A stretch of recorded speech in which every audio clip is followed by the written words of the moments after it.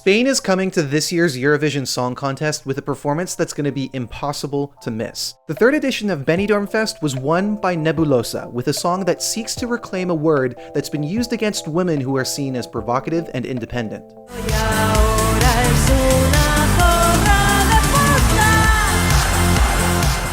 If you want to know a little bit more about the song and its meaning, you can check out this video that I did with Spanish journalists Fran Justicia and Luis Mesa. It's linked in the description. But for a TLDR version, ZORRA roughly translates to a number of words that can be demeaning towards women. It doesn't fit any one of them specifically. The one that I stick to is bitch, but it can obviously get worse than that. Before the festival, this song stood out quite a lot among all the competing entries.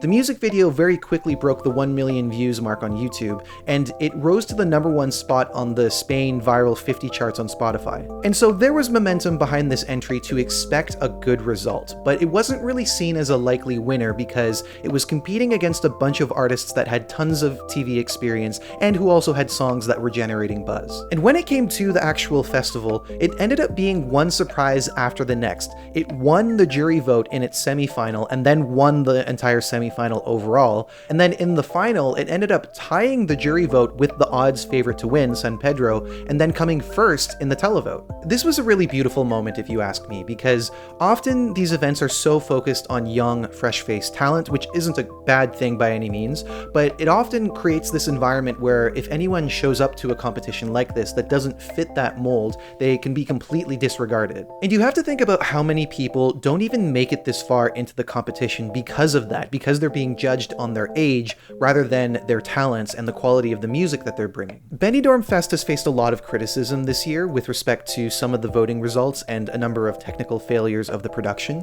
and so this felt like the right way to end things because the victory ended up going to a popular but unlikely underdog. And so now that we know that it's representing Spain at Eurovision, let's talk about what we could be expecting in the grand final, keeping in mind that it's still very early in the season and we aren't even close to having all the songs yet. Now, at a surface level, I can see it being really easy for people to dismiss this, to have an overly negative outlook, because it's not a winner, the jury appeal is questionable, and although it has this empowering message that is understood by a Spanish audience, there is a chance that it wouldn't translate in the same way on the Eurovision stage. When talking about the song itself and the musicality of it, I think it's highly addictive, and even though there were other songs in Benidorm Fest that I wanted to see win and go represent Spain at Eurovision, this was the song that would pop up in my head most frequently. Some people would call this a guilty pleasure.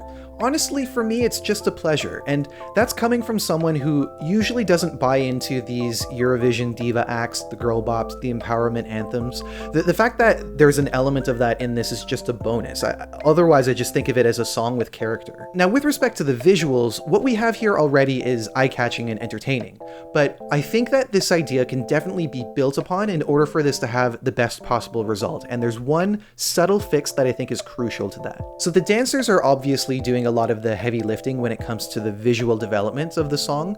I think that there needs to be some moments where Mary is on screen alone, because she's always kind of sharing the screen with those dancers, and I think there needs to be moments, certainly at the beginning, where it's just her and no other distractions so that she can connect with the audience more. It doesn't even need to be done in a way where they're not visible at all. I just think that there needs to be more moments where she's clearly in the foreground and then they can even be in the background and fill out the space if necessary. It would also be nice to integrate the other band members so that they're not so separate from the action, even having them closer to the center on slightly lower platforms so that the dancers could interact with them as they pass by could be nice moments for them to be more integrated into the performance without just being these small inserts that are inserted to remind the audience that they're there. As for the performance itself, this is obviously not vocal perfection, and it's not really trying to be vocally impressive or anything. And while the Benidorm Fest juries did put it first in both shows, it's important to stress that the international jury members were all television producers, not musicians, so it doesn't really say anything about how this would be received by the international juries at Eurovision. For that reason, I think it's a good idea to kind of tailor our expectations here. I do think that the juries could appreciate this. It's not going to be a jury favorite, and I think the best case scenario would be like a mid-table jury result. The worst one would obviously be quite a low one, possibly even last place if the pieces don't fit together. Who knows? As for the televote, this could be a hit. It just really depends on what are going to be the main televote draws, which obviously we have no idea about with only 9-10 songs, depending on when you're watching this. And so if they go all out on the staging, this could be really, really entertaining and even get into the top 10 of the televote. But the key to success will be putting on a show that is both entertaining and technically sound. And if they're able to do that, then we definitely could be talking about a left-hand side finish, possibly even top 10. It's on the table. I know it seems super unlikely, but I'm not ready to rule it out entirely. Anyway, there's a lot more to find out before we can be certain about any of that, and for that reason, I hope that you subscribe to the channel so that we can keep chatting about Eurovision and other national selections as they come through. Let me know in the comments what you think about Nebulossa and ZORRA. Do you think that this could get a good result, or do you think that it would be dismissed as a novelty entry? I'd love to know what you have to say. Thank you so much for watching, and I'll see you next time. Take care.